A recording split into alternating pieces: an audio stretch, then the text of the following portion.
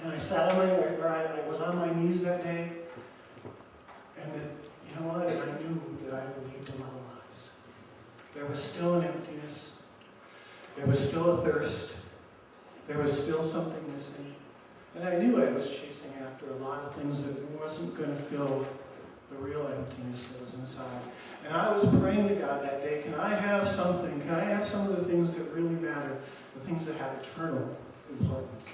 I didn't want to, I'm going to die someday. And I'm going to be in heaven with my Lord. But I didn't want to look back on my life and realize that I've been chasing pieces of paper and pieces of metal. Television sets and houses, and I really want to look back someday and say that I played a part in something that had eternal importance. Things that really mattered, things that were of God, and I prayed for it that day. And I was having, to the point of tears, I was having a sincere conversation with God, and I can tell you that I remember somebody tapping me on my shoulder. It was a real person. Somebody tapped me on the shoulder that day, and I remember being annoyed. That really bugged me, that right in the middle of my prayer with God, that somebody would tap me on the shoulder, and I looked up, and actually there was a man and a woman there, and the woman said, I'm so sorry for bothering you, but my husband has had this incredible sense that you, from God, that you're supposed to be part of this ministry. He's not real confident in his English, but he really, really feels that it's time to talk to you. And I don't know about you guys, but it seems to me that I have people telling me all the time that they're getting words from God for me about what I'm supposed to do. And I always kind of wonder why God didn't get around to telling me about it. It was just them. But, then for just a second, all of a sudden it was like something kind of hit my head, and it was like, I go, oh yeah, I was just praying to God, to be able to do things of eternal importance. And that was a little over 10 years ago, but that man that was standing there that wasn't very confident about his English and was afraid to talk and have his wife do it is Brendan Adams, the man who sang for us today.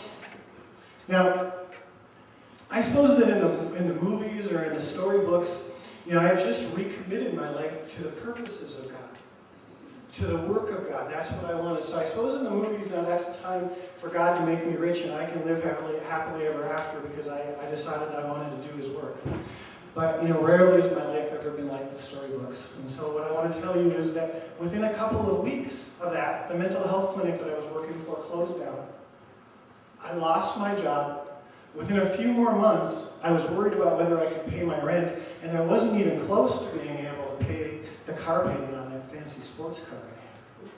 Things weren't working out in the way that I had hoped or dreamed, but at the same time, that gave me lots of time to be able to talk to Brendan.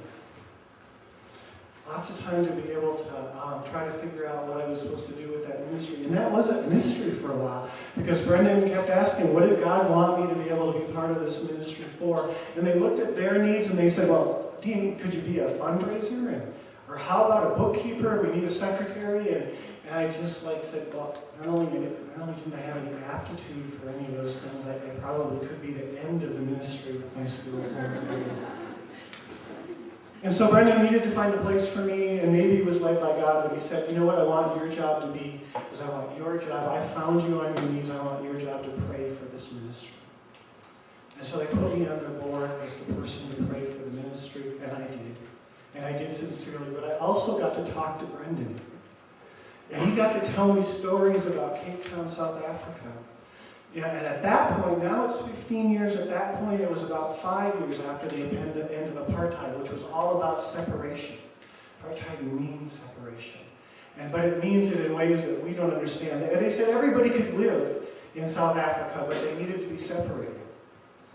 Now, I don't know what you imagine what that separation means, but when you hear Brendan tell the story of when he was 8 years old, and he wandered into a white neighborhood and they killed his 8-year-old friend, you get an idea of a different kind of separation than not being able to ride on a bus. And he told me the story of all of a sudden a whole country full of people that had been told from the time they were born that they were not good enough. Because of the color of their skin, God didn't love them as much, or even worse cases, that God just made white people and all the black people came from apes. And there was an outrage that I had about that. Remember, he told me about all the children and how they lacked hope. I remember him telling me about a gang member, one in particular.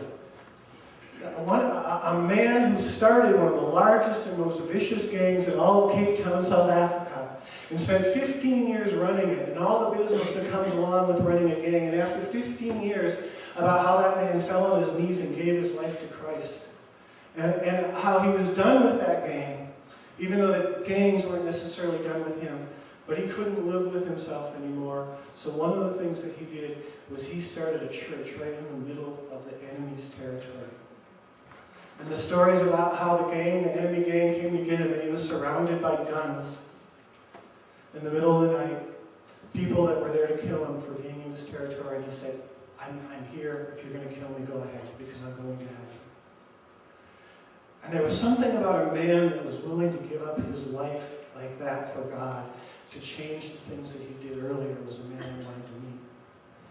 And I do want you to know that you're going to meet him today, because that's Pastor Jerome. He's going to be preaching, and I'm going to introduce him. And so there was something about this place that I wanted to see, and finally I was able to. And Brendan packed me into a plane and took me to Cape Town, South Africa, where I was able to see this place. And it's a place of contrast, because every place you hear says Cape Town is one of the 10 most beautiful cities in the world, and it is gorgeous. You get off the plane and all you see is how rich and how wealthy this place is. And how gorgeous, and there's flowers, and the ocean is there, and there's wine country. It's just absolutely incredible. And then you get away from the beach. You go 5 or 10 blocks, and all of a sudden you find the worst of the projects of Chicago, and then you find Tijuana, Mexico. You see little metal shacks, 8 by 10, that go on as far as you can possibly see. People living without fresh water, living without sewer systems, living without power. Contrasts. But I'll never forget the first church service that Pastor Jerome preached. And in that service, I don't know why it touched me so deeply, but I can tell you that, at least for me, there's something special about can you imagine being in church and living, but having nothing but God?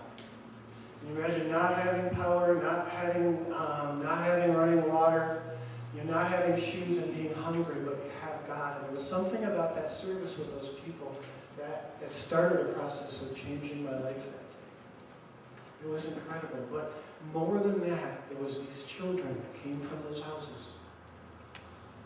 And this is going to surprise you, because I looked at them and they had nothing. Of course they didn't have any other things, but they didn't have the TVs and they didn't have Nintendos. But you know what? They were happy. In fact, I looked at them and right away I thought about the children in the church that I go to, and I thought, oh my gosh, these children and these teenagers, how could they possibly be happier than the children in my own church? And all of a sudden, there was this click, this Holy Spirit fell on me. And it was this sense of, it took me back to the altar, where I was praying about, where do I find an answer to this emptiness that I have in my life? Not a terrible, horrible emptiness, but a lack of purpose, a thirst for something more than TV and a nice couch and a good book to read and a meal to make me full. And all of a sudden, I knew I was at the right place to be able to find it. It was an incredible experience. The service ended, and all of a sudden, Pastor Jerome and Brendan came to me, and they said, we have something to talk about. I'm trying to make this church work, and they said, we need some money. Now, the American in me went right away, okay, here it comes now. It's time to hit me up for cash. It was a very, very cynical response. That was my first one. But I tried to do what I could to say, okay, God, just